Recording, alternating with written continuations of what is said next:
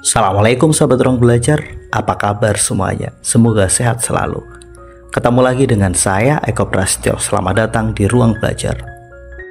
Sadar atau tidak, musuh terbesar kita adalah diri kita sendiri, bukan orang lain.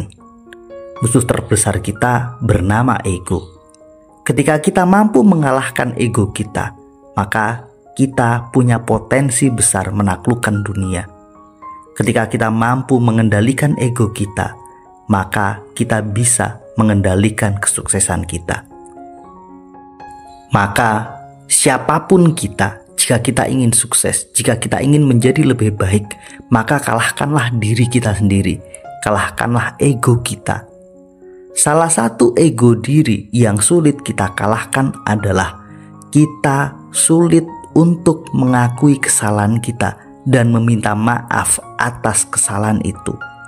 Kadang kita terjebak pada perasaan merasa benar.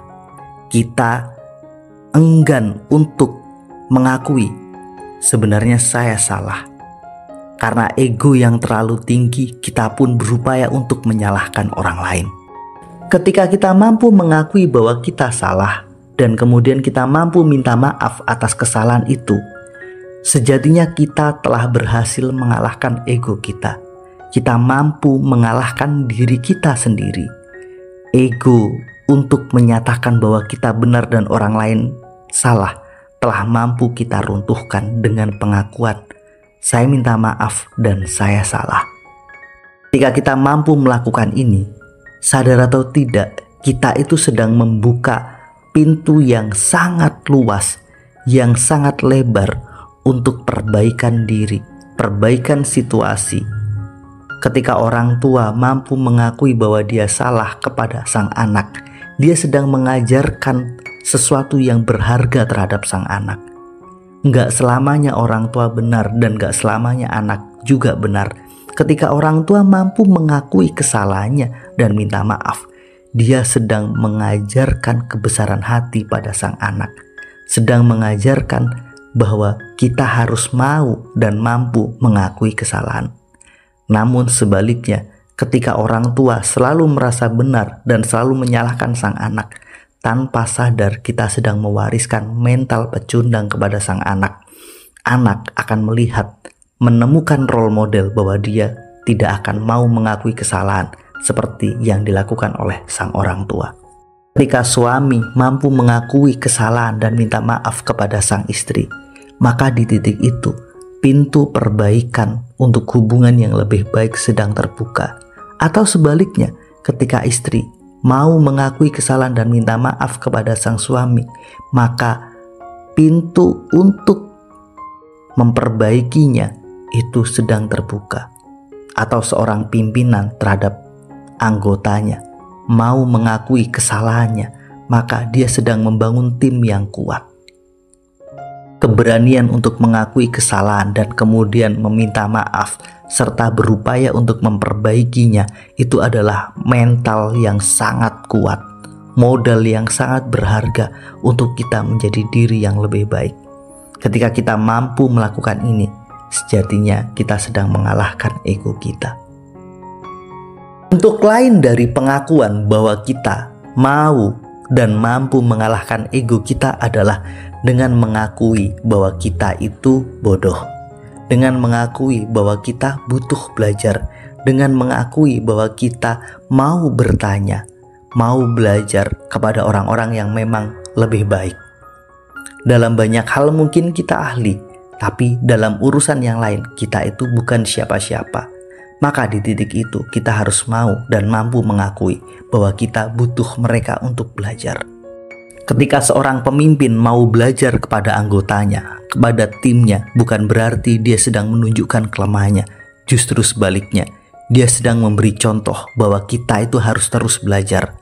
Ketika seorang guru mau mengakui bahwa dia tidak tahu dan dia mau belajar pada sang murid, sejatinya mereka sedang belajar bersama, bukan justru sebaliknya. Atau ketika orang tua mau mengakui bahwa dia tidak mengerti dan mau bertanya kepada sang anak, itu juga sebuah sikap mental yang luar biasa. Ada keteladanan besar bahwa setiap kita itu wajib terus belajar.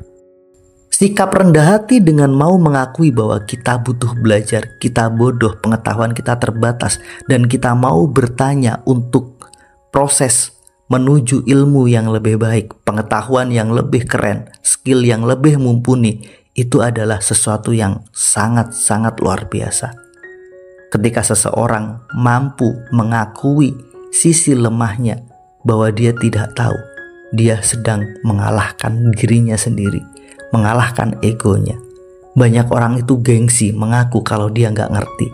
Banyak orang itu gengsi mengakui bahwa dia tidak punya kemampuan. Maka dengan mau membuka diri dan mau belajar, dia sedang level up dirinya.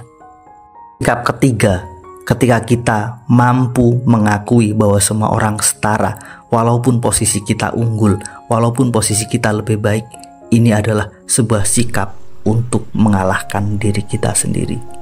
Ada kalanya banyak orang itu sombong, merasa hebat, merasa keren ketika dia meraih kesuksesan.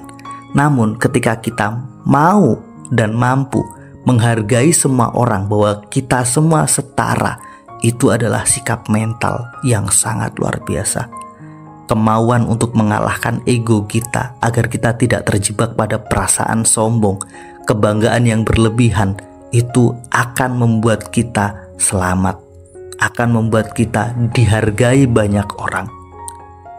Ketika kita mampu menghargai orang lain, ketika kita mampu memuliakan orang lain, ketika kita menganggap semua orang setara, kita itu equal, kita itu sama, kita itu sederajat, maka di titik itu respect akan kita dapatkan.